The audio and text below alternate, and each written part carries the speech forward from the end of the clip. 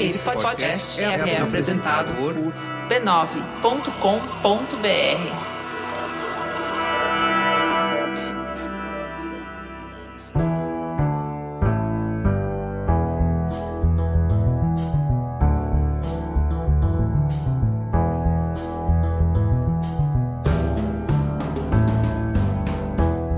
Mamileiros e mamiletes, sejam bem-vindos ao nosso espaço semanal de escuta e reflexão.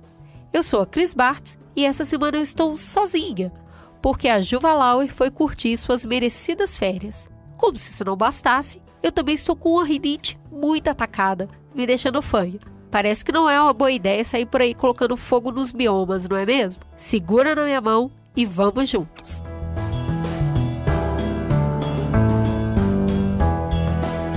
Bora pro recado no Bradesco? Me diz aí, o seu outubro é rosa?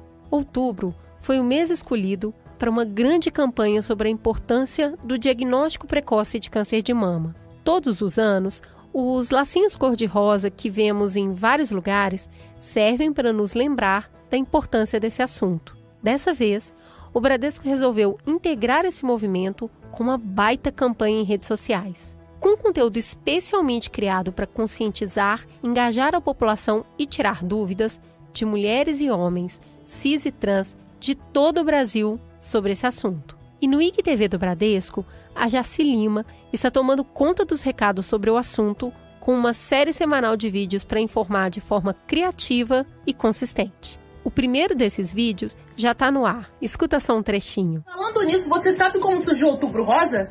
Não? Vou te contar porque eu amo fazer uma fofoca inteligente e histórica. Bom, tudo começou lá nos Estados Unidos, com algumas ações isoladas de alguns estados em prol da conscientização e prevenção do câncer de mama. E essas ações normalmente aconteciam no mês de outubro. E cada ano foi aderindo mais gente. E isso é maravilhoso, óbvio. Aí a população começou a promover atividades, iluminação de monumentos, eventos e até corrida. Aliás, a primeira corrida pela cura aconteceu em 1990 e lá já foi lançado o famoso laço rosa, que é o símbolo tradicional da luta contra o câncer de mama. A temática é muito simples. Cuidar do nosso corpo é cuidar do futuro.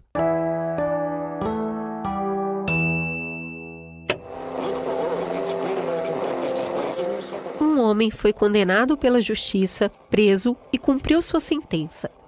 Às vésperas de sair da cadeia, um documentário sobre o crime põe em risco suas chances de ressocialização. Um advogado passou por dificuldades financeiras e o apartamento em que morava foi a leilão. Ele conseguiu se recuperar, mas seu nome continua associado ao fato. Ele parece um eterno caloteiro e não tem credibilidade para atuar em sua área. Uma mulher foi pega dirigindo alcoolizada 3 vezes e acabou tendo sua habilitação cassada. Ela foi notícia em um jornal que falava dos perigos do álcool em direção. Sóbria há 10 anos, frequentadora assídua do Alcoólatras Anônimos, ao digitar seu nome na internet, a matéria sobre dirigir bêbada ainda aparece nos resultados de busca. Em 2012, um adolescente virou hit na internet ao criar para o seu bar mitzvah um vídeo com a versão da música do grupo One Direction. Em 2020, ele ainda é ridicularizado pelo fato e o seu nome sempre aparece associado ao vídeo. Uma famosa atriz e apresentadora fez um filme em 82, onde tem uma cena picante com o ator de então 12 anos. Até hoje ela luta para que o seu nome não seja associado à pedofilia em sites de busca. Todos esses casos são reais e retratam pessoas que entraram na justiça para tentar apagar algo que aconteceu no seu passado e que prejudica o seu presente.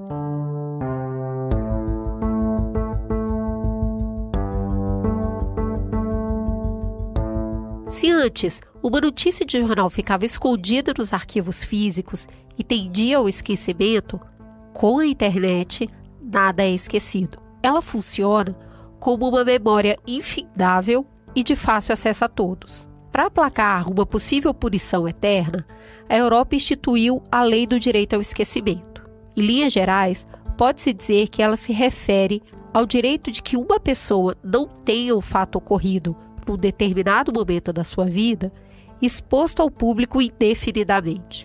No geral, o direito ao esquecimento inclui 3 vertentes de pedido à justiça: remoção do conteúdo, proibição de que determinado conteúdo seja veiculado e desindexação do conteúdo em resultados de busca.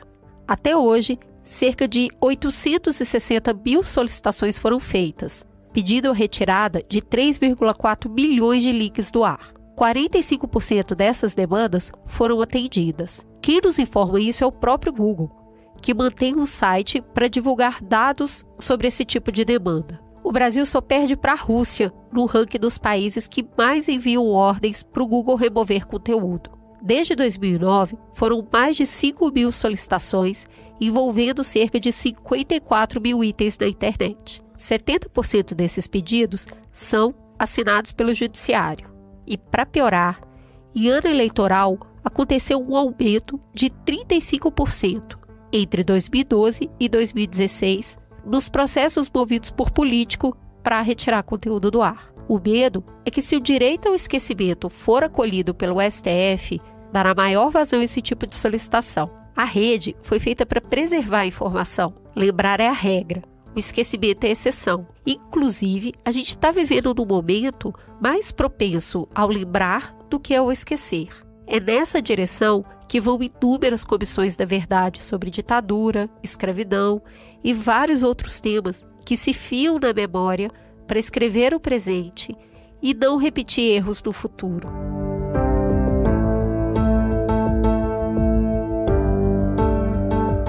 Esse assunto entra no Mamilos dessa semana porque o Supremo Tribunal Federal organizou há algumas semanas uma audiência pública para que advogados e pesquisadores apresentassem suas versões sobre o direito ao esquecimento.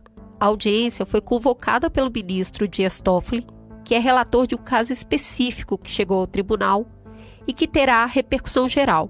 Ou seja, o que for decidido nesse caso passa a valer como regra e a ser seguido para ações semelhantes. Assim, para melhor instruir a decisão a ser tomada pelo STF, especialistas foram chamados a fim de expor o seu entendimento do que é e quais são os limites do direito ao esquecimento. Esse caso deve ser julgado agora, nos próximos dias. De um lado, parece ter uma visão europeia que preza pelo direito à privacidade e ao esquecimento para aplacar a força da memória eterna da internet. Do outro lado, tem uma visão mais americana que preza pelo direito à liberdade de informação, que é um pilar importante da democracia dos Estados Unidos e que vê nesses casos um precedente para censura e reescrita da história. No centro está a Constituição Federal Brasileira, que reza: todos têm direito à informação. O debate de fundo passa então por liberdade de expressão versus intimidade, o que é de interesse público e o que é de interesse privado e quem definir isso, e como estabelecer uma lei que não se baseie em ponderação de valores e nem que coloque em conflito direitos fundamentais importantes. Foi assim que a gente chegou então à pergunta desse programa. Afinal, o que pode ser esquecido?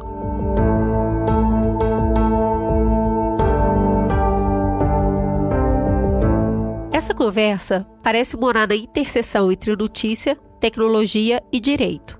E foram esses convidados que nós buscamos para compor a mesa de hoje. Vamos começar por quem é prata da casa. Flávia Penido, por favor, se apresente. Quem é você na fila do pão? Eu sou advogada, formada pela São Francisco, trabalho na área de direito digital há muitos anos. E amiga do B9? Amiga. A Ju Valauer fala que eu sou advogada da internet. Isso. Chama de advogada da internet. Maravilhoso. Toda vez que alguém tem dúvida, o pessoal me marca lá, o pessoal marca em direito penal. Eu falo, gente, eu não sei nada de direito penal, vocês não me marquem num negócio desses, pelo amor de Deus. Maravilhoso, Flávia, seja bem-vinda. Chico Felite, uma pessoa que a gente já está querendo colocar nessa mesa há tempos. Por favor, se apresente. Quem é você na fila da biblioteca? Bom, eu sou repórter, antes de tudo, sou jornalista, trabalhei muito tempo em redação, até que eu comecei a escrever histórias de pessoas comuns. A primeira que fez mais sucesso foi de um artista de rua que era conhecido pejorativamente como Fofão da Alguma, mas que se chamava Ricardo, aqui de São Paulo, que virou o livro Ricardo e Vânia, e desde então eu tenho feito outros livros e podcasts, geralmente contando histórias de pessoas que não estão nos arquivos, assim, que não tem, muitas vezes não tem registros. Agora, por exemplo, estou trabalhando num livro sobre gente que nem certidão de nascimento tinha, então é meio o contrário, assim, é tentar gerar algum registro de gente que não tinha muito registro ou que estava muito nas franjas dos registros. Muito bom. Sérgio veio para completar a nossa mesa. Por favor, Sérgio, se apresente para os nossos ouvintes. Quem é você na noite? Então, eu tento fazer um monte de coisa, mas eu acho que eu sou especialmente professor. Quando eu tenho que fazer check-in em hotel e preencher aquela ficha e dizer profissão, eu escrevo professor, porque eu acho que é a coisa que mais me define. Mas minha formação é em Direito, eu sou advogado também, sou sócio de um escritório de advocacia e sou diretor de um instituto, um centro de pesquisa chamado ITS, Instituto de Tecnologia e Sociedade, e já tem tempo que eu não sou ninguém na fila da noite, porque já se foi o tempo em que eu saía por aí de noite. Eu sou mais alguém agora durante o dia mesmo, né? Não, o problema é nem se a gente quiser sair à noite, né, Sérgio? Não temos opção. Tá difícil mesmo que eu quisesse, agora tá difícil mesmo que eu quisesse. Bom, pessoal, vamos começar essa conversa e, Sérgio, já vou jogar a bomba no seu colo. Explica pra gente um pouquinho qual que é a diferença dos cenários brasileiro e mundial quando o assunto é debate sobre a lei de esquecimento.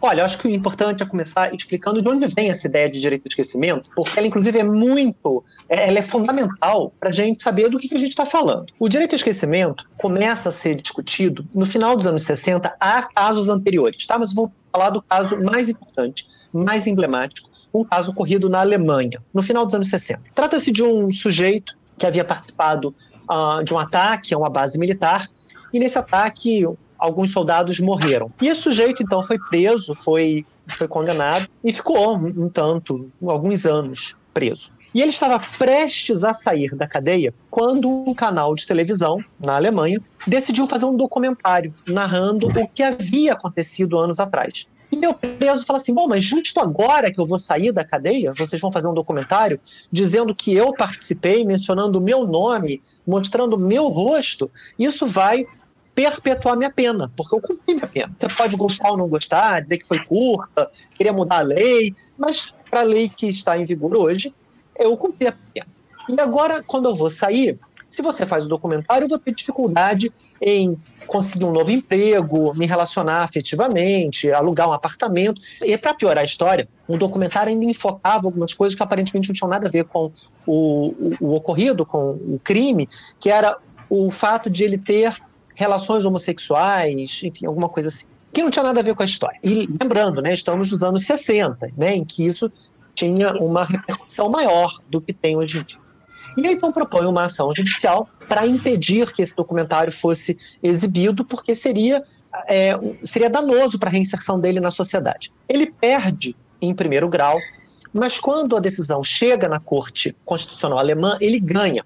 E é quando se discute, então, o direito ao esquecimento. Ele teria o direito a ser esquecido por aquilo que ele havia feito lá atrás, porque essa informação, isso é muito importante, essa informação de que ele participou do crime uns anos antes era uma informação lícita naquele momento. Quando um crime é cometido, é interesse público as pessoas saberem quem participou desse crime, se as pessoas foram presas, se foram condenadas.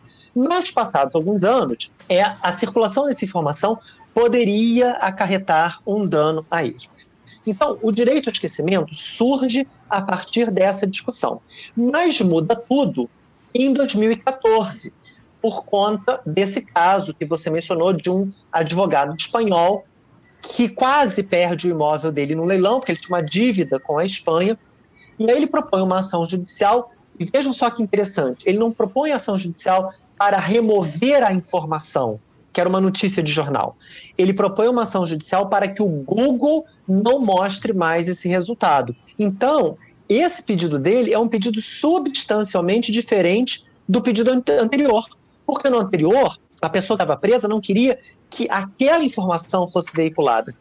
No segundo caso, de 2014, o advogado espanhol tinha notícia lá no site e ele não pede que a notícia seja removida, que seria o paralelo com o caso anterior. Ele pede que o Google não mostre mais o link. E é por isso que esse segundo tipo de direito ao esquecimento passou a ser chamado de um direito, de um pedido à desindexação, que é, a meu ver, bastante diferente e bastante mais grave. Mas Como vocês podem ver, quando a gente fala, estou respondendo a sua pergunta, tive que contar essa longa história, porque quando você fala qual é a diferença do Brasil para o mundo, é que não há uma diferença entre o Brasil e o mundo. O que há é uma diferença entre as formas de ver o direito ao esquecimento que acontecem tanto no Brasil quanto em outros países. E essas duas formas, uma de você remover o conteúdo em si e a outra de você remover o link do Google, essas duas formas coexistem no Brasil e nos outros países. Então, o que nós estamos testemunhando agora é uma disputa pelo campo do direito ao esquecimento. Se você perguntar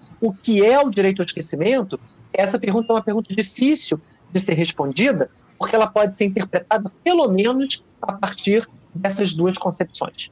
Sérgio, por que você disse que você acha que é pior o direito à desindexação do que a retirada do conteúdo? Porque não é que o direito em si seja pior, mas eu acho que essa estratégia é pior porque quando há uma remoção de conteúdo, nos moldes como a gente conhece, pegando esse caso da Alemanha, ele foi à corte, a corte constitucional disse que era para remover. Quando você pede a desindexação, esse pedido é feito diretamente ao Google.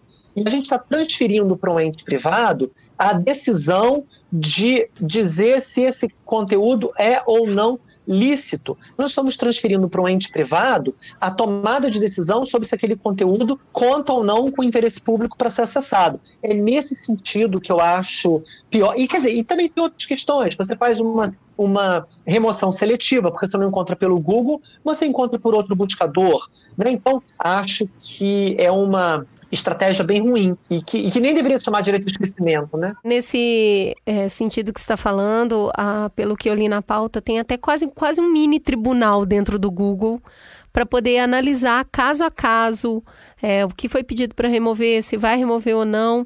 Então é quase uma terceirização mesmo do que seria a justiça, né? E resolvendo isso dentro de uma empresa privada.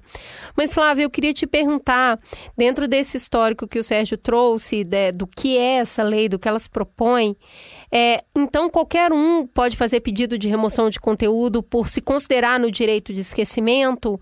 Qualquer pessoa poderia entrar? Qualquer pessoa poderia. Acho que, em primeiro lugar, a gente tem que separar quem é pessoa pública e de quem é uma pessoa, uma qualquer do povo. Então, assim, a pessoa pública, até porque ela explora a sua imagem, ela não tem, a gente tem o direito de saber sobre ela vive daquela imagem, que é inclusive construída, né? Ela constrói uma imagem, então a gente tem o direito de saber se aquela imagem construída é real ou não, né? A gente tem o direito de saber quando a pessoa é pública. E agora, a pessoa não é pública. Eu acho que aí é uma outra questão, quer dizer, por que a gente tem que saber que o menino que fez o bar mitzvah e fez um vídeo que virou um meme, quem é até hoje, não sei se a gente tem a necessidade de saber. Aí, então, essa é a primeira divisão que a gente tem que fazer. Feito isso, eu acho que tem uma outra questão, que é quando a gente fala de questões criminais ou de questões que possam ser prejudiciais à imagem da pessoa. Eu entendo que seja diferente você pedir a retirada de uma notícia de jornal, por exemplo. Vou dar aqui fazer uma linkada com o que o Sérgio falou. A pessoa que estava saindo da prisão na Alemanha. É diferente você colocar num jornal fulano que fez parte do atentado. A outra exploração econômica disso, se aproveitando do fato de que aquela pessoa está saindo, porque, na verdade, o fato novo ele está saindo da cadeia. Oba, vamos fazer um documentário e ganhar um monte de audiência, né? Então, eu acho que aí são situações, quer dizer, numa você tem o interesse público, fulano eu nem sei se existe o interesse público da pessoa dizer fulano está saindo da cadeia, mas o fato é que é uma notícia. A outra coisa é fazer linha direta, fazer não sei o quê, porque claramente é uma exploração comercial em cima de coisas passadas que vão trazer prejuízo para as pessoas que fazem parte daquilo, né? Então, eu acho que a gente tem vários aspectos para a gente colocar. Deixa eu aproveitar o seu gancho e puxar o Chico Felitti para a conversa, porque agora a gente começa a falar de notícia. E aí, quando a gente começa a falar de pessoa pública e privada, isso vai ganhando cada vez mais camada. Veja bem, nos anos 60, um trabalhador do ABC perdeu o dedo numa máquina de prensa. E seria só mais um caso lastimável, um trabalhador que se acidentou. Inclusive, esse processo foi destruído no fórum por falta de espaço. Corta. Passam-se anos E essa pessoa privada vira uma pessoa pública que se torna presidente do Brasil. E ninguém tem acesso a esse processo porque ele foi destruído. A gente nem sabe direito as ocorrências ali, como se deu na justiça. Chico Felitti, a gente consegue separar direitinho o que é público, o que é privado, o que é notícia, o que vai prejudicar e o que não vai? Como que você vê isso? Eu acho que hoje é mais difícil do que nunca, Cris, porque é exatamente o exemplo que a Flávia deu e que você também abriu o episódio, e que é um exemplo que eu vivi no último ano. Assim, eu acompanhei a trajetória do menino do Bar Mitzvah. Eu passei um ano indo atrás dele e, enfim, tive acesso ao processo, tive acesso às pessoas perto e tive dimensão do quão grande é essa história, assim. Que é isso, ele não era uma pessoa pública, o vídeo foi feito para a festa de aniversário dele, não era um vídeo público. Esse vídeo se disseminou sem que ninguém quisesse, é um crime sem algoz. Entrevistei todo mundo, entrevistei a mulher que fez o vídeo, entrevistei a família, entrevistei os advogados, encontrei o menino hoje em dia, e parece ser uma novidade como forma de informação, né, o meme como forma de humor ou produção de cultura, porque parece que ninguém ganha, parece que as únicas pessoas que podem ter ganho dinheiro, e nem sei se ganharam dinheiro, foram os sites que tiveram acesso com os cliques ali, com aquele conteúdo, com aquele vídeo. Eles certamente ganharam. Continuam ganhando. Mas tirando isso, a família não ganhou dinheiro, a produtora do vídeo não ganhou dinheiro, a criança que protagonizou não ganhou dinheiro e todo mundo foi lesado. Assim, parece um crime de lesa geral e completamente imprevisível, né? A gente não sabe o que vai se tornar público, o que vai viralizar, o que vai meme hoje em dia. O assunto maior do meu trabalho hoje em dia é meme, assim, das minhas investigações, porque é completamente imprevisível, você não sabe. Aquela família, a mulher que fez o vídeo do Bar Mitzvah falou, eu tenho 300 melhores, e eles estavam todos abertos na internet até esse, nenhum viralizou. Então ninguém sabe, é completamente descontrolado e completamente difícil de culpabilizar alguém depois que o dano é feito, né? Porque o dano foi feito. Eu descobri que a família desse menino recebeu uma ameaça de morte de grupo antissemita, depois que ele ficou famoso. Eu descobri que ele foi chamado para entrevista de emprego só por causa do nome dele, assim, e tem o agravante do meme ser o nome, era o nome e sobrenome dele, não é que falava, menino do Bar Mitzvah vai pra praia, não era essa a música era nome e sobrenome. Daí eu encontrei gente que chamou esse guri para entrevista de emprego só para fazer uma selfie com ele e mandar ele embora. Ele não conseguia trafegar em lugares públicos, assim. Então me interessa muito pelo caráter novidadeiro, assim, é muito novo, assim, o que a gente vai fazer direito, acho que daí fica mais pro Sérgio e pra Flávia pensar no que o direito vai fazer com isso, mas o que nós, sociedade, vamos fazer com isso, assim, o que está acontecendo com essas pessoas, é muito recente ainda, assim, é um fenômeno que tem 10, 15 anos, assim, essas pessoas ainda estão amadurecendo, assim, no caso dele, ele acabou de se tornar um adulto, assim, acabou de estar ali no meio da faculdade e foi possivelmente a primeira geração que cresceu com essa vontade de ser esquecido, que não foi muito concedida, né? Porque no caso dele, ele ganhou, foi um ping-pong jurídico maluco que durou anos. No fim, o YouTube foi obrigado a retirar o conteúdo do ar, o vídeo do aniversário, mas se você realmente quiser, você encontra na internet. Assim, é difícil dizer que as coisas somem da internet. Você vai sempre encontrar numa viela, ali num bequinho, aquilo que você procura, se você realmente quiser procurar. Assim. Então, ali no panteão, parece que foi tirado. Assim, foi uma grande vitória e foi uma grande batalha. Como o Sérgio falou, assim, é isso, vai apelando, vai subindo para cortes maiores, até que se decidiu.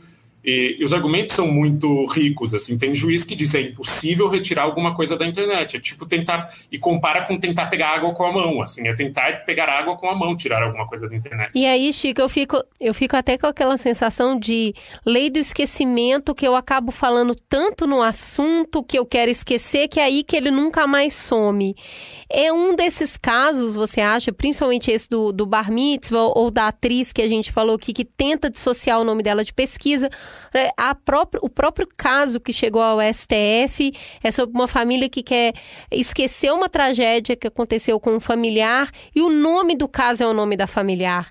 Então isso aconteceu em 1956. Em 2004 teve um programa de televisão para falar sobre esse crime de 96. Em 2020 a gente está falando disso porque a família está tentando acesso à lei do esquecimento. E aí, Sérgio, a gente acaba lembrando mais do que esquecendo quando a gente tenta esse mecanismo? Essa é uma ótima questão. Isso tem até um nome, que é o chamado efeito Streisand, porque a Barbra Streisand queria que removessem a foto da casa dela do Google e ela propõe uma ação judicial para isso. e, aparentemente, no momento em que ela propõe a ação judicial, a foto da casa tinha sido visualizada, eu acho que umas 6 vezes, sendo que metade pelo advogado dela para instruir a ação. E depois disso, a casa dela foi visualizada milhares de vezes, porque todo mundo queria saber, afinal de contas, qual era a casa da Barbra Streisand. Ela não queria que ninguém visse. Então, isso se chama o efeito Streisand, que é o efeito reverso daquilo que você quer. Agora, se você me permite, eu queria só fazer... O campo do direito de esquecimento é tão confuso, é tão complicado, é tão minado, tem tantas pistas falsas, eu queria limpar um pouco o campo aqui e falar sobre 2 ou 3 coisas que eu acho que não são direito ao esquecimento e onde o direito ao esquecimento não toca e não pode tocar. Então, 3 coisas. Primeiro, evento histórico. Porque muita gente fala assim, então não vai poder falar do Hitler mais, na Segunda Guerra Mundial. Pode, e deve, e tem que falar. As ciências sociais, eu quando fiz, isso também é muito engraçado, porque eu acabei publicando um livro sobre memória e esquecimento na internet, fruto de uma pesquisa de pós-doutorado que eu fiz na FGV nas ciências sociais. E fui fazer uma pesquisa na área de história, porque a minha proposta era explicar como as pessoas criam suas personas na internet. Era a construção das personalidades em redes sociais, etc. E fui orientado por uma historiadora. Só que no momento que eu estava escrevendo esse trabalho, aconteceu o caso na Europa. E eu tinha um pequeno trecho do livro que era Direito ao Esquecimento, e eu comecei a escrever mais sobre isso, e mais, eu não conseguia acabar de fazer o trabalho, porque o Direito ao Esquecimento foi tomando uma proporção maior, e eu que não queria escrever um livro sobre Direito ao Esquecimento, todo mundo se refere ao livro como o livro do Sérgio sobre Direito ao Esquecimento. Então, o mundo também, né, o destino se voltou contra o meu desejo. Mas eu contei isso, esse fato curioso, porque foi essa minha professora que me orientou, né, essa historiadora, que me levou a conhecer o conceito de dever de memória, né, um conceito das ciências sociais, que é o dever da lembrança. Então, os fatos históricos, como a Segunda Guerra Mundial, o Holocausto, qualquer fato histórico relevante, ele não pode estar coberto pelo direito ao esquecimento, porque ele tem o oposto, ele é o dever da memória. A gente tem que lembrar. É como a ditadura no Brasil, é como a Comissão da Verdade. Essas coisas não podem estar sujeitas ao direito ao esquecimento. Então, isso, a meu ver, está fora. Segunda coisa que está fora, pessoas públicas como políticos. Políticos não podem se valer do direito ao esquecimento para eu fui acusado de corrupção, tenho que apagar isso. Não pode. O direito ao esquecimento, ao meu ver, tem que ser aplicado, se a gente tiver tempo a gente consegue chegar lá, né, explicar um pouquinho isso aqui, mas ele tem que ser aplicado de maneira excepcional, porque ele é uma ameaça à liberdade de expressão, ele é uma ameaça à memória coletiva. Então, a questão política, né, os políticos são pessoas públicas por natureza, e também, não só existe aqui um interesse público, como há outras formas de você lidar com a memória, que não o direito ao esquecimento, o direito à retificação, o direito à explicação, o direito à atualização da informação, o direito de resposta.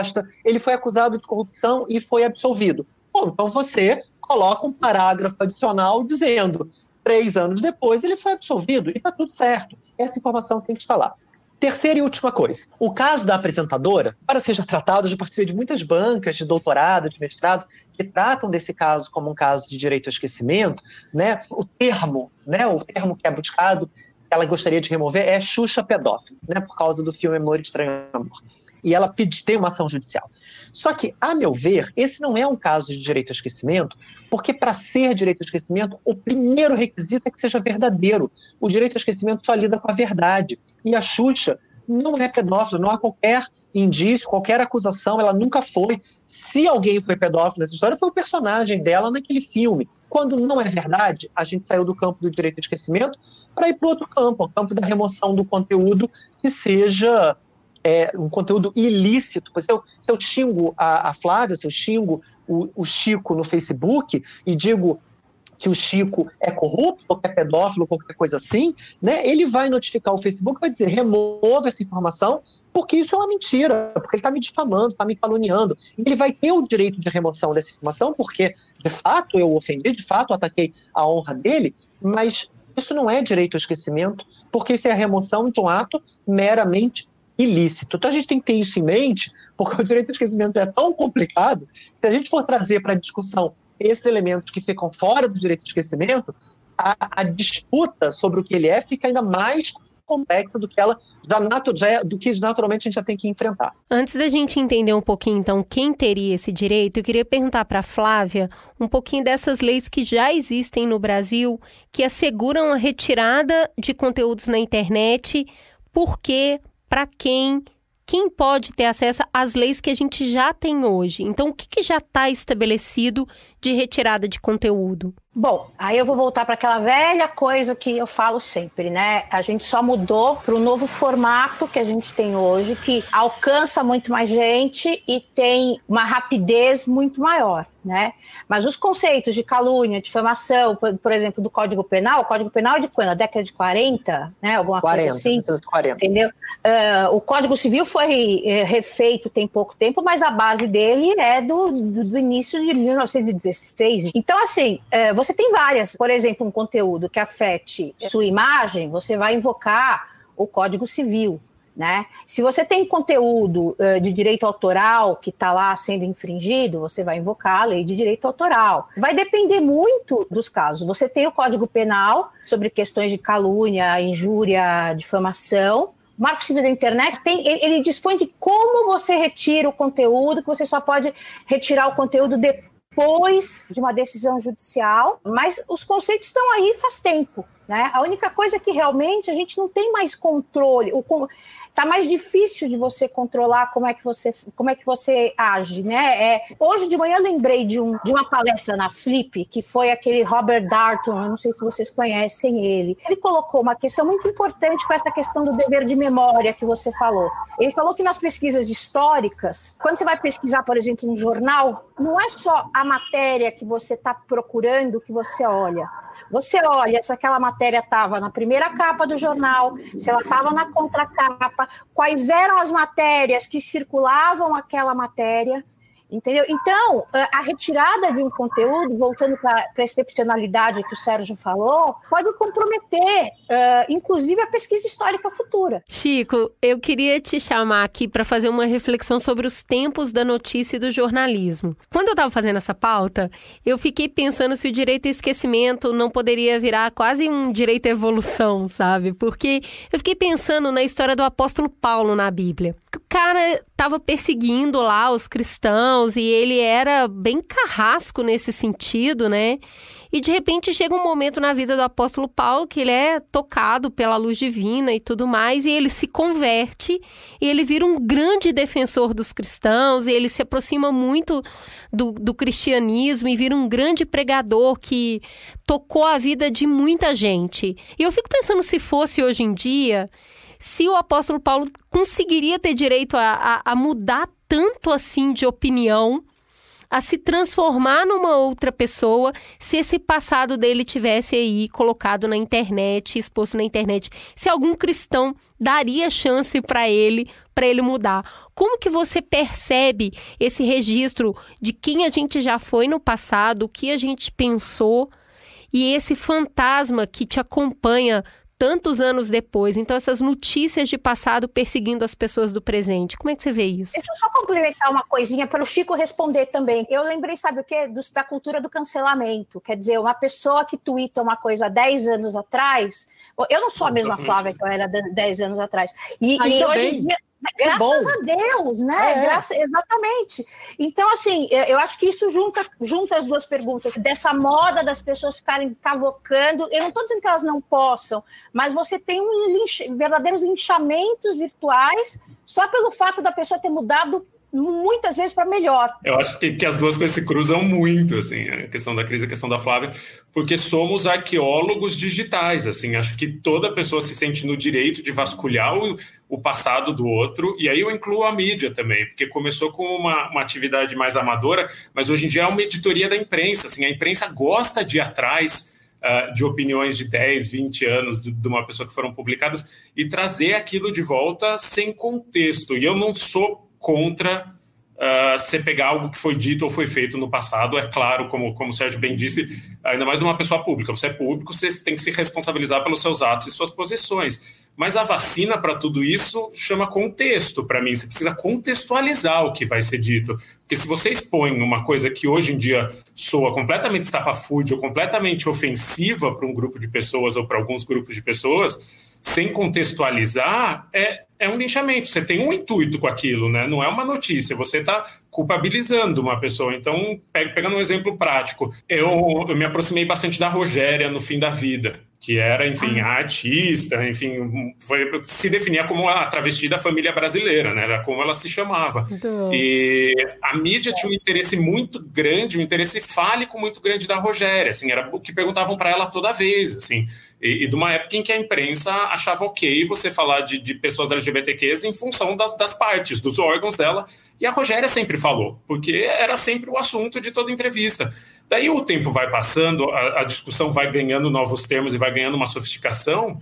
E o que acontece daí é que a nova geração do ativismo LGBTQ, da qual eu faço parte, começa a meio se voltar contra, começa a achar que a Rogéria fazia mal para a causa, para o ativismo ao falar daquela maneira na imprensa, em vez de ter um contexto ali, em vez de entender que havia uma vida e ela cresceu em algum determinado, e aquele discurso vinha de um tempo, assim, aquele discurso vinha de alguém que foi uma das primeiras pessoas públicas a aparecer na mídia desse grupo e muito contestadora. Então acho que em todos esses casos falta contexto, assim, em todos esses casos de perseguição e de exposição de uma opinião muito antiga que hoje em dia pode soar estapafúrdia ou ofensiva. Acho que você conseguiria entender melhor com contexto. Assim, não que o contexto vá tirar toda ofensa ou que o contexto vá absolver todo mundo. Não, de maneira nenhuma. Mas o contexto vai ajudar a gente a entender. E causa muito ruído de comunicação. Acho que não só jurídica. Assim, rola ruído de comunicação social mesmo. Assim, é entre gerações, é entre grupos diferentes. Acho que tudo tirado do contexto é a analogia do jornal. Assim, quando você vai fazer uma busca no jornal, você vê a notícia num contexto. Você entende o que eram aqueles tempos. E quando você vê uma coisa, um tweet só pinçado de 1992 e jogado numa notícia, aquilo está completamente descontextualizado e você vai olhar com os olhos de hoje, né? Não dá para ler tudo com olhos contemporâneos, assim, porque o hoje é agora, o agora só existe agora, o agora não existe em 1980, era outro mundo, assim. E acho injusto até, acho que cria uma caça às bruxas que todo mundo seria queimado em algum momento da vida, assim. E aí vira aquela... Eu acho que eu fiquei pensando aqui se isso não tem a ver, inclusive, com a polarização que a gente vive hoje e com esse maniqueísmo, que as pessoas são boas ou elas são más, entendeu? Ninguém está dizendo que a Rogéria era perfeita, mas, porra, ela estava na época de ditadura, sabe? Toda cheia de glitter, cílio, toda montada, etc, etc. Então, eu acho que tem também essa questão que todos são bons e perfeitos, e se você tem uma mácula ou se você não está 100% de acordo com o discurso, você tem que ser apedrejado. Então, acho que isso também contribui, né, para essa situação de hoje. Sérgio, por favor, conta pra gente, afinal, quem teria, então, acesso ou poderia utilizar-se de uma lei do esquecimento? Essa pergunta é o cerne da discussão, né? E o fomo da discórdia, porque há mil teorias e mil defesas de pessoas diferentes, de grupos diferentes, mas, enfim, a minha percepção é a seguinte: feita aquela limpeza de campo que eu tentei fazer agora há pouco, eu realmente acho que o direito ao esquecimento tem que ser um recurso excepcional. Eu gostaria de citar um parecer que está na internet. É muito fácil, quem tiver interesse, eu acho que vale a pena. É o parecer de um professor da UERJ chamado Daniel Sarmento. Esse parecer foi juntado a duas ações judiciais que foram julgadas pelo STJ, em que a Globo era parte. São de dois casos importantes do Linha Direta Justiça, um sobre a morte da Aida Cury e o outro sobre a chacina da Candelária. São os dois casos mais relevantes julgados no Brasil sobre direito ao esquecimento. E esse parecer é dado para dizer que o direito ao esquecimento não existe. Ele não está previsto em nenhuma lei brasileira. É verdade, não tem uma lei falando de direito ao esquecimento. Ele é uma construção. Você junta a Constituição, junta o Código Civil, junta mais não sei o quê, e cria uma teoria do direito ao esquecimento. Então esse parecer é muitas vezes referido como um parecer contrário ao direito ao esquecimento, porque de fato ele é. Mas tem uma parte nesse parecer que eu acho muito boa. É uma parte que ele pergunta: então não tem lugar para o direito ao esquecimento? Ele diz: tem lugar. Tem lugar porque aquele adolescente ou jovem que teve sua foto embriagado numa festa exposta na internet, talvez ele possa mesmo pedir a remoção dessa foto, porque não há interesse público no acesso a essa foto no futuro. Ele, dali a 10 anos, vai procurar um emprego e a foto talvez prejudique essa procura do emprego, né? Como o Chico mencionou lá do menino do bar mitzvah.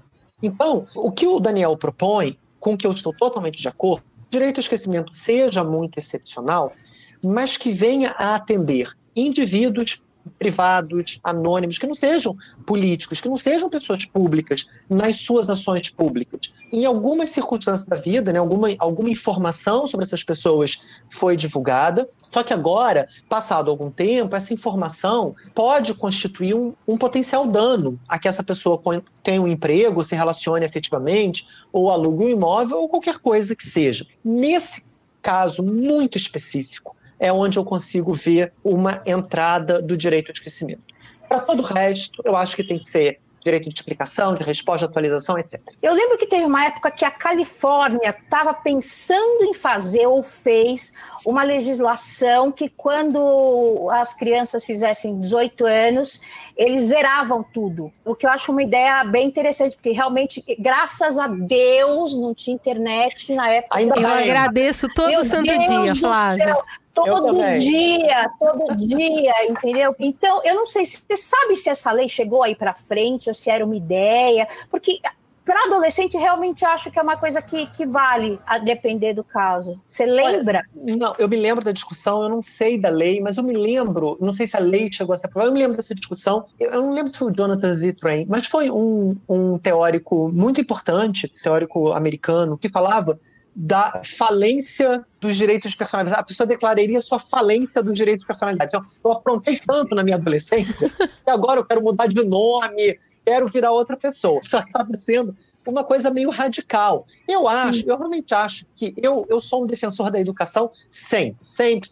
Eu acho que a educação é aquilo que te conduz para o caminho da luz, né? Mas o problema da educação é que ela demora muito a produzir resultado. Eu acho que a alternativa a essa a você declarar a sua falência privada, né, no que diz respeito à sua personalidade, a alternativa é nós sermos mais condescendentes, mais tolerantes e compreendermos que se Flávia e eu, pelo menos, felizmente, tivemos adolescências bem longe da internet, né, adolescências à prova da internet, a geração agora desse menino do Bar Mitzvah, né, que tem 20 anos agora, é a primeira geração que viveu inteira na internet. Sim. Nós temos que ser mais generosos. Essas pessoas que tweetam aos 14 anos de barbaridades, que podem ser de qualquer natureza, aos 24 se transformarem em outras pessoas, e aos 34 são pessoas ainda mais diferentes. Elas não podem ser escravizadas por um eu do passado, né? Isso é um absurdo. Então, gente, eu prefiro que tudo esteja lá, que a gente não tenha que apagar o passado e que a gente saiba lidar com isso. É muito mais inteligente eu olhar para algo que foi publicado 20 anos atrás e compreender que essa pessoa pode mudar e virar outra pessoa. Eu continuar vendo essa evolução é muito mais inteligente do que apagar tudo, né? E eliminar os vestígios do passado. Eu prefiro que a gente aprenda a lidar com o passado. Eu acho muito sábio. Flávia, tem uma questão que perpassa toda essa conversa nossa, que é o público e o privado. E isso é uma conversa que eu acho muito interessante, porque, na minha percepção, a gente tem muita dificuldade de distinguir uma coisa e outra. E quando finalmente a gente distingue e fala, ok, isso aqui é público, me parece que é quase falar, pode tacar pedra. Isso aqui é público, então você pode fazer o que você quiser, você pode escrever o que você quiser, você pode falar com essa pessoa da forma como você quiser.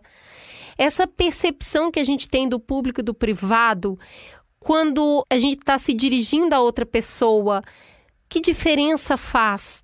Afinal, quem que é público e quem é o privado e o que essas pessoas têm de direito? Em primeiro lugar, eu acho que isso é uma questão geracional, né?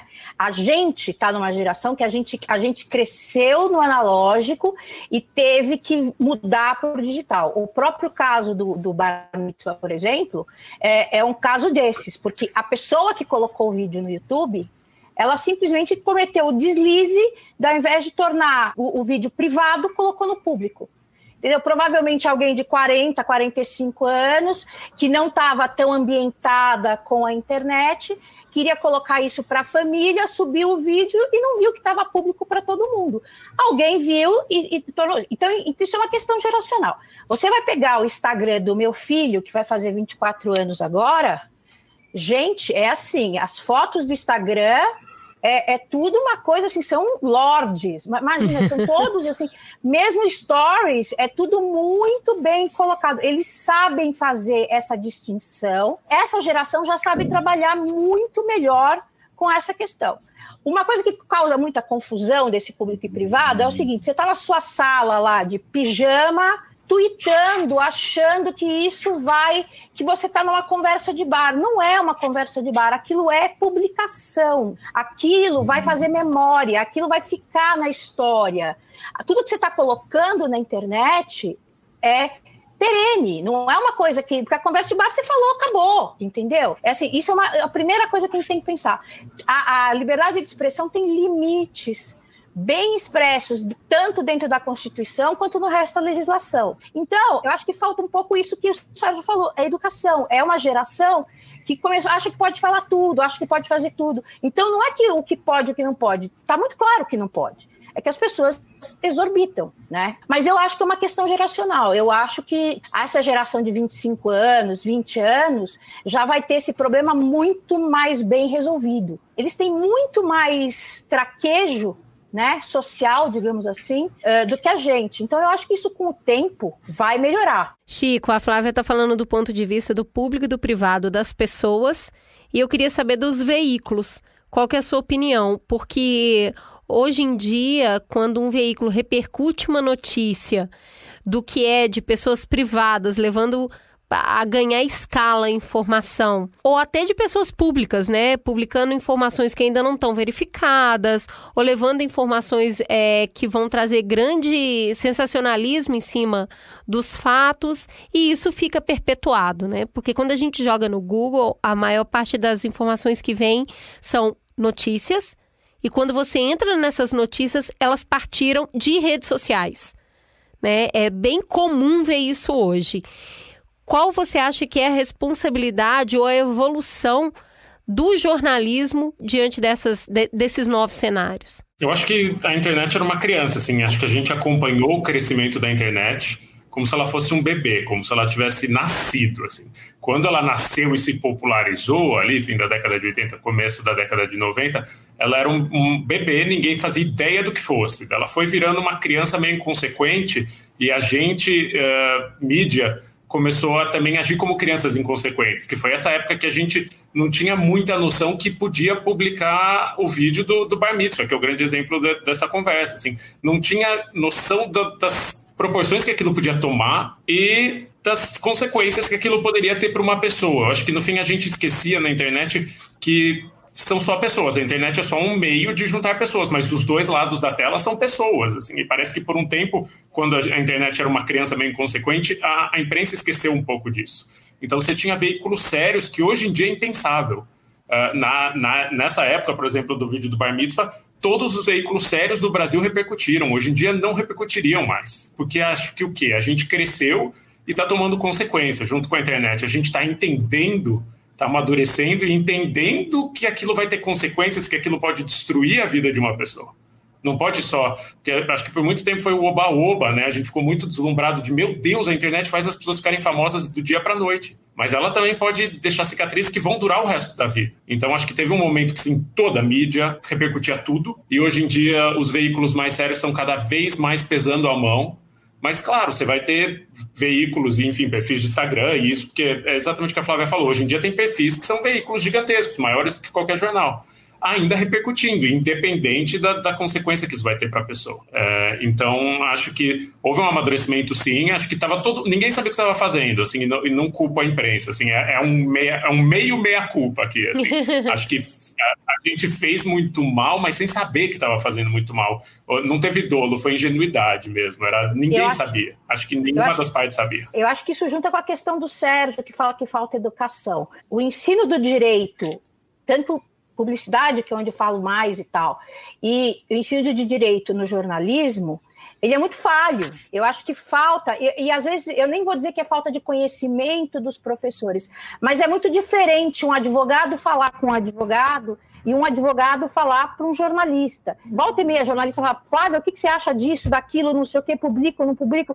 Aí você tem que explicar o que é interesse público, quais são os graus de interesse, e aí Se você não aprende na faculdade, que tem o mínimo, complica. E junta também com essa questão do clique fácil, né? Uma delícia. Quem não quer ver treta, quem não quer ver coisa. Nesse exemplo, de fato, não melhorou nada. Assim, todo mundo que repercutiu a briga do Leblon não está entendendo nada, não evoluímos nada. Assim, ainda somos um zigoto, não somos nenhuma criança inconsequente. Sérgio, para a gente encerrar a conversa, eu queria entender, primeiro, o que as pessoas que se sentem lesadas hoje por fatos que aconteceram no passado, né?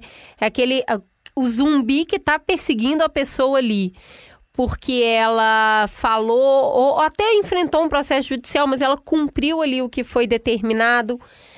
Qual expectativa essas pessoas podem ter no avanço do debate sobre a lei do esquecimento no Brasil? Desde a decisão europeia de 2014, esse debate cresceu muito no Brasil e surgiram alguns projetos de lei para tornar o direito ao esquecimento um direito legislado. Todos os projetos de lei eram muito ruins, até onde eu vi, todos muito ruins. Então eu acho que se uma pessoa se vê numa situação, né, que ela julga estar adequada ao direito ao esquecimento, essa pessoa tem que primeiro verificar se não existem outras estratégias, como o direito de resposta, atualização, do que quer que seja, para fazer essa informação ser uma informação mais rica. Eu acho que desinformação a gente combate com mais informação e não com o apagamento das informações.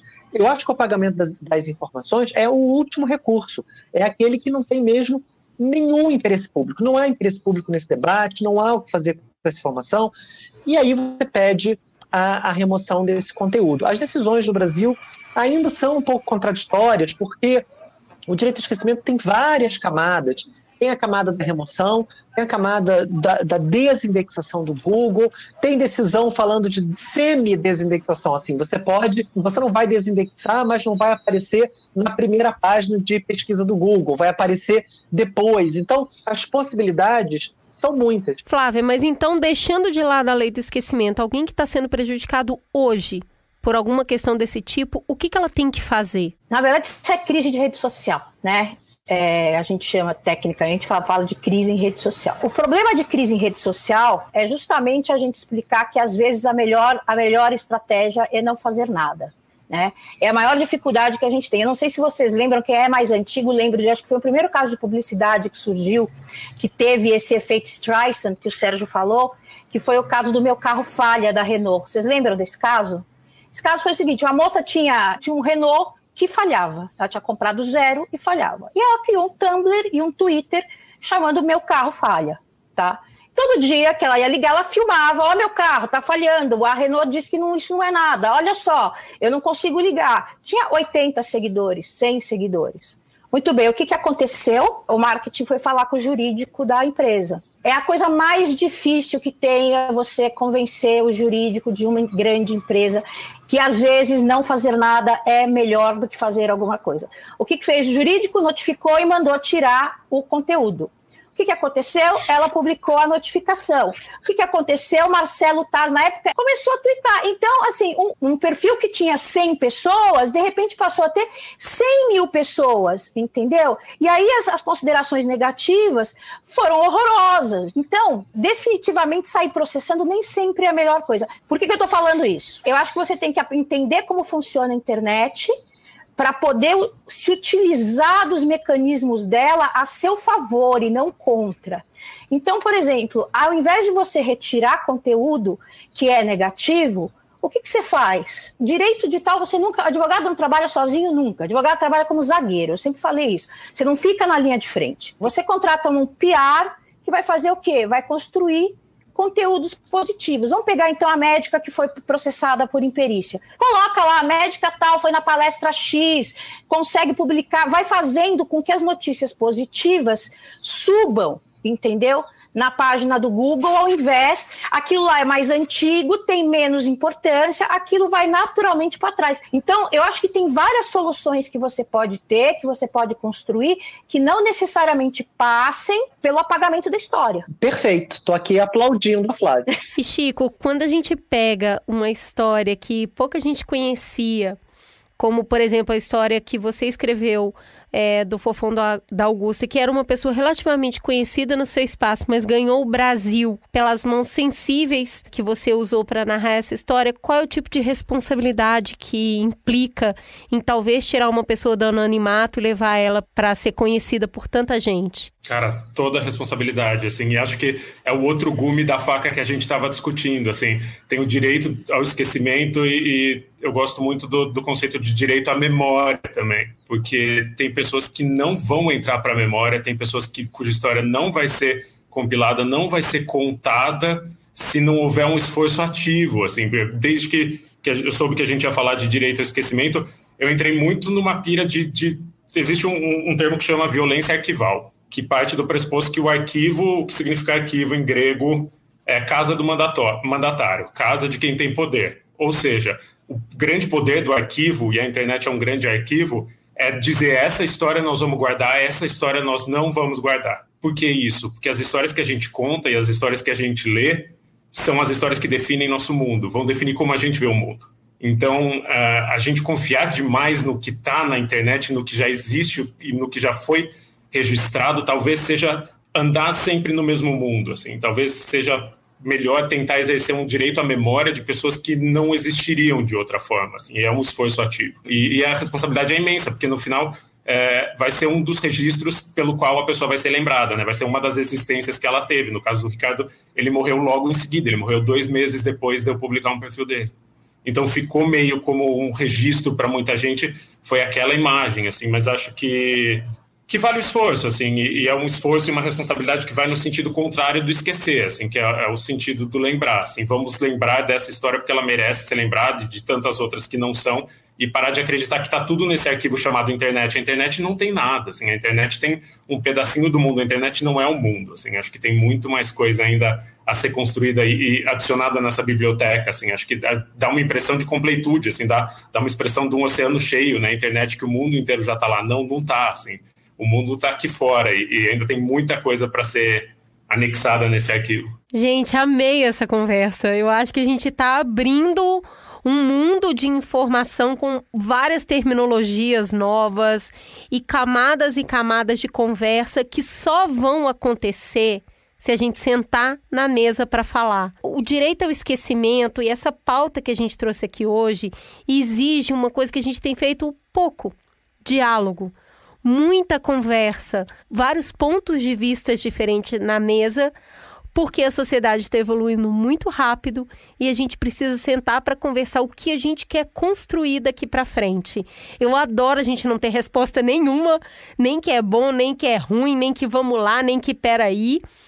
Porque o que a gente vai precisar é de sentar ainda muitas vezes na mesa, com muita gente diferente. E aí eu queria ressaltar que essa prática do STF em chamar fóruns com especialistas para apontar diferentes caminhos é uma iniciativa muito interessante. E eu acho que isso devia virar live, inclusive, para esse conhecimento não ficar restrito a esse público, porque é o início do debate que a gente tanto precisa para evoluir. Não vai ter uma saída única, não vai ter uma saída fácil, mas quando a gente tem Flávia, Sérgio e Chico na mesa, dá para perceber que a gente pode engrossar esse caldo e trazer um bom norte para o lugar para onde a gente deveria ir. Então eu queria muito agradecer vocês pelo tempo e por compartilhar com a gente um pouco da visão de vocês sobre esse tema tão novo. Foi um prazer recebê-los aqui, eu espero que venham sempre. Eu adorei, estou assim, honradíssima de estar com essa mesa, só sinto que isso não seja ao vivo, porque senão a gente ficaria horas aqui conversando. Agradeço demais. Sérgio, obrigada por ter mexido toda aí na sua agenda para poder estar aqui com a gente, que foi realmente muito especial. Obrigada. Imagina, imperdível. Eu agradeço o convite. Chico, primeira de muitas, ok? Adorei, Cris. Volto sempre. Me chame que eu volto. Valeu, gente. Queria compartilhar com vocês um pouco do que eu pensei sobre esse programa. Primeiro, me abriu um universo de vocabulário novo, né? Violência arquival, direito à evolução, dever de memória. Ou seja, tem muita coisa nova para mim e muito interessante de ser conversada e ser entendida. 2 pontos na conversa me chamaram muita atenção. Mas antes disso, eu queria falar um pouquinho sobre lidar com a memória, né? Os caminhos de lidar com a memória. Eu achei muito interessante o que o Sérgio fala, que não é sobre apagar, é sobre saber lidar com tudo o que aconteceu. Então, ao invés de apagar, falar sobre direito à retificação ou à explicação, direito de resposta, direito de atualização da informação, a questão é que tudo isso passa por uma questão muito séria, que é a questão da confiança. Se a gente não tem confiança, não adianta a pessoa se retificar, não adianta a informação ser atualizada. A gente fica com uma memória que aprisiona a pessoa naquilo que ela fez para sempre. Vivendo num tempo tão polarizado como a gente está, se a gente não tem confiança, a gente também não permite essa evolução, a gente não permite que o passado fique no passado e que as pessoas possam caminhar em direção diferente a que elas estavam antes. Inclusive, foi até por isso que eu citei o apóstolo Paulo, citei a Bíblia, para falar um pouco sobre as pessoas mudam, elas podem mudar e elas não se resumem única e exclusivamente ao que elas fizeram, sendo esse um fato isolado no passado dela. Eu fiquei pensando muito nisso depois do programa. O quanto, para que a gente saiba lidar com a nossa memória, a gente tem que aprender a lidar com o erro de todas as pessoas. Todo mundo vai errar. E é no espaço do erro que acontece o aprendizado e a evolução.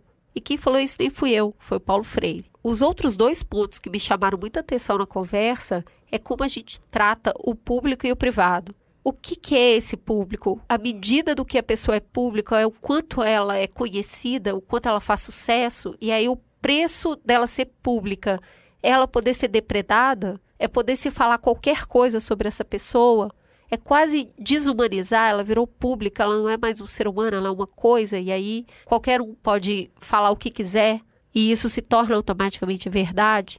O segundo ponto foi sobre a justiça privada, isso me assustou muito. A partir do momento que coloca na mão de uma empresa, né, no caso aqui citado o Google, definir o que deve ser apagado ou não, para onde isso pode nos levar, uma espécie de judiciário privado. Eu achei o programa muito interessante, eu acho que a Juliana vai ouvir e vai falar, ai meu Deus, se eu estivesse lá eu também ia falar isso, isso e isso. Eu tenho a sensação que esse é o primeiro de muitos debates sobre como a gente lida com a memória e se a gente deve ou não esquecer. Eu quero muito saber o que vocês pensaram a respeito. Aguardo o seu comentário lá no nosso perfil do Instagram, @mamilospod. Bora pro minutinho de Havaianas?